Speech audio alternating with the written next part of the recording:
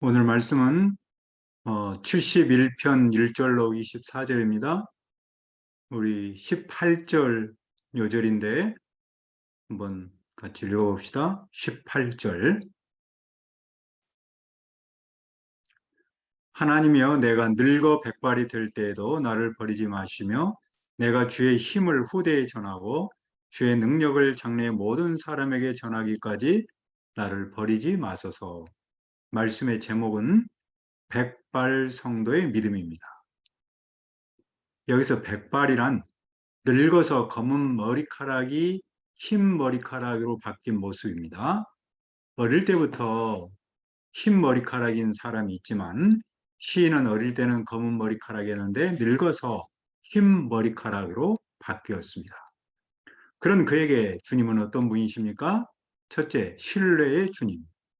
1절을 보십시오. 여호와여, 내가 주께 피하오니 내가 영원히 수치를 당하게 하지 마소서. 시인은 여호와께로 피했습니다. 그리하여 그는 영원히 수치를 당하지 않고자 합니다. 수치는 하나님께서 악인에게 내리는 벌입니다. 시인은 여호와께 피하여 악인에게 내리는 벌을 종신토록 받지 않기를 바랍니다. 그는 무엇에 근거하여 이렇게 기도합니까? 첫째로, 그는 주님의 의로움에 근거하여 기도합니다. 그는 의로운 주님께서 건지시며 풀어주시도록 기도합니다. 귀를 기울여 들으시고 구원해 주시도록 기도합니다. 그리고 그는 주님이 항상 피할 수 있는 바위가 되도록 기도합니다. 주님께서 그를 구원하라라고 명령하셨습니다. 왜냐하면 주님은 그의 반석이시며 피난처이시기 때문입니다. 그러므로 그는 계속해서 악한 사람에게서 건져주시고 잔인한 폭력배의 손에서 건져주시기를 바랍니다. 그가 기도하는 두 번째 근거는 무엇입니까? 5절을 읽읍시다. 주 여호와여, 주는 나의 소망이시오. 내가 어릴 때부터 신뢰한 이시라. 그가 기도하는 두 번째 근거는 여호와께서 그의 소망이시기 때문입니다. 여호와께서 그가 어려서부터 신뢰한 분이기 때문입니다. 그 어릴 때가 언제입니까? 그는 모태에서부터 주님을 의지했습니다. 그는 이른바 모태 신앙인입니다. 그가 그럴 수 있었으면 주님께서 그 어머니의 배에서 그를 택하셨기 때문입니다. 그래서 시인은 항상 주님을 찬양합니다. 어릴 때부터 주님을 신뢰한 그로부터 무엇을 배웁니까? 어릴 때부터의 신뢰는 어떤 상황에서도 기도하는 힘입니다. 신뢰와 기도는 새의 양날개와 같습니다. 신뢰해야 기도하고 기도는 신뢰의 표현입니다. 그런데 그가 그렇게 할 수 있으면 주님께서 그를 모태에서부터 택하셨기 때문입니다. 주님께서 그를 도와주시고 인도하시고 키워주셨기에 그는 어떤 상황에서도 나이를 먹으면서도 주님을 신뢰했습니다. 주님을 신뢰하니 기도했습니다. 주님의 함께 하심으로 그는 신뢰를 체질화했고 기도를 체질화했습니다. 신뢰와 기도를 체질화하니 어려운 문제를 만날 때도 흔들리지 않았습니다. 디지털 네이티브 세대라는 말을 압니까? 어린 시절부터 스마트폰, 컴퓨터 등 인터넷 환경에서 자라 디지털 기기를 자유자재로 이용하는 세대를 말합니다. MZ 세대를 포함하여 알파 세대까지를 이른다고 해요. 알파 세대는 2010년 이후 태어난 사람을 말합니다. 알파벳으로 시대를 구분해 왔잖아요.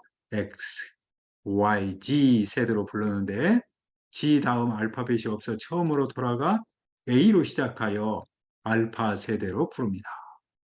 그들에게 디지털은 특정 용도에 국한하지 않고 일상생활의 커뮤니케이션 도구로 자리를 잡았습니다. 그 점에서 이 세대는 상대적으로 하나님을 신뢰하며 살기가 쉽지 않습니다.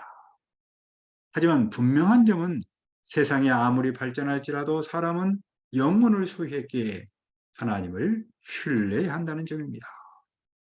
그리고 어릴 때부터 하나님을 신뢰하려면 무엇보다도 엄마 역할이 중요합니다.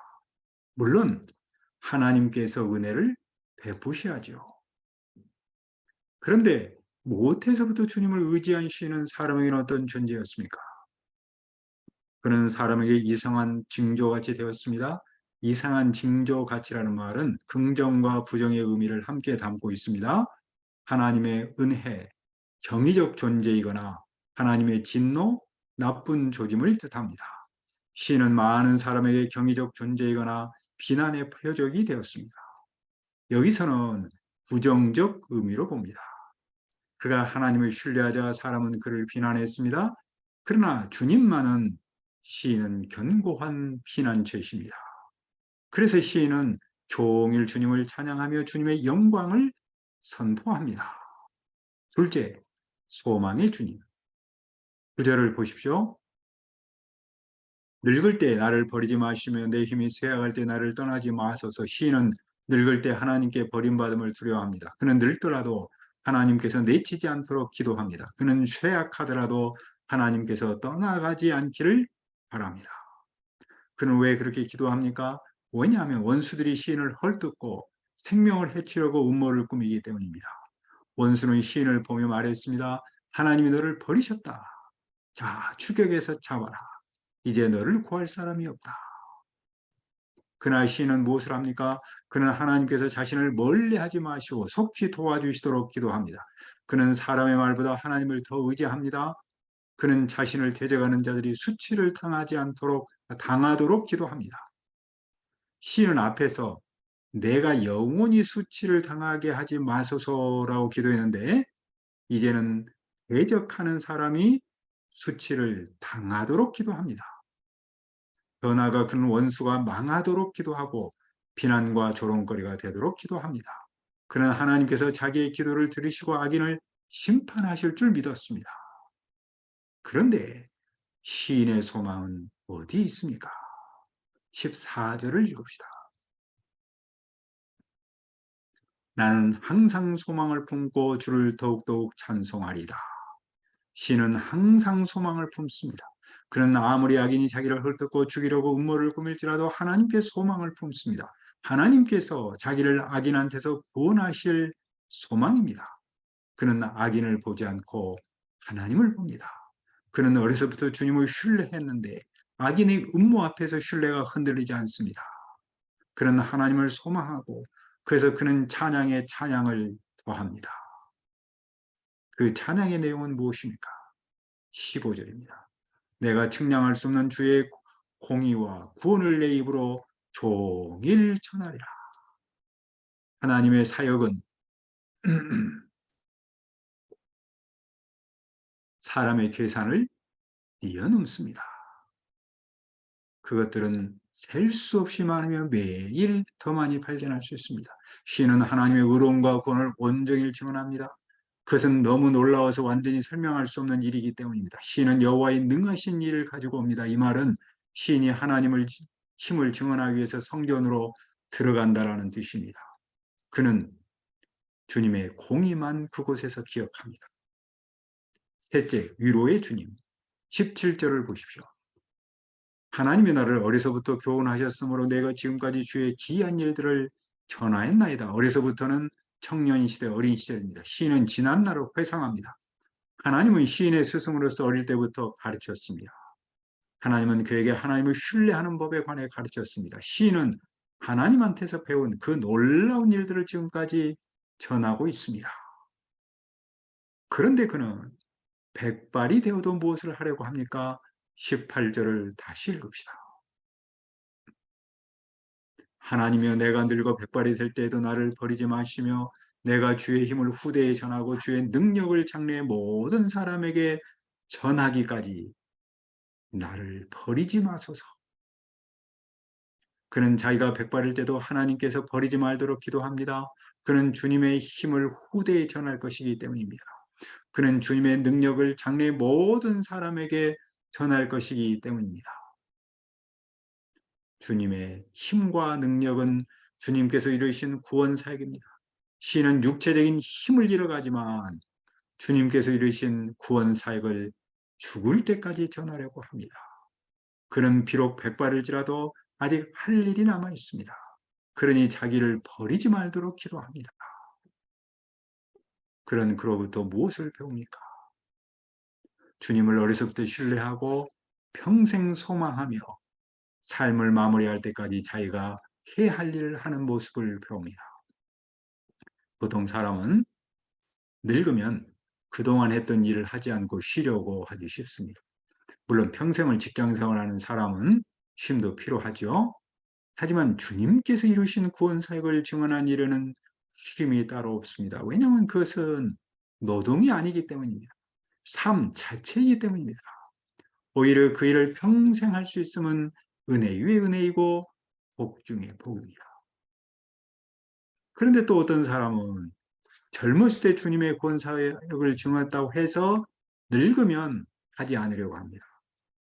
백발이 오지도 않았는데 미리부터 쉬려고 합니다. 쉼이 좋을 수도 있지만 무작정 쉼은 오히려 병으로 오기 쉽습니다. 사람은 누구나 늙습니다. 하지만 백발 때도 주님의 구원 사역을 증언할 수 있다면 얼마나 행복합니까? 그러면 시인이 백발 때도 전하려는 주님은 어떤 분입니까? 그분의 의로움은 하늘까지 닿았습니다. 하나님의 의로움을 시인은 측량할 수 없습니다. 하나님께서 위대한 일을 하셨습니다.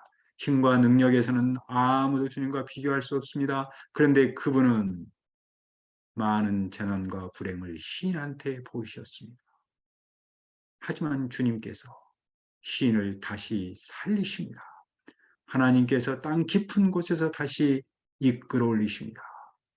어느 정도 이끌어 올리십니까? 21절을 읽읍시다. 나를 더욱 창대하게 하시고 돌이켜서 나를 위로하소서.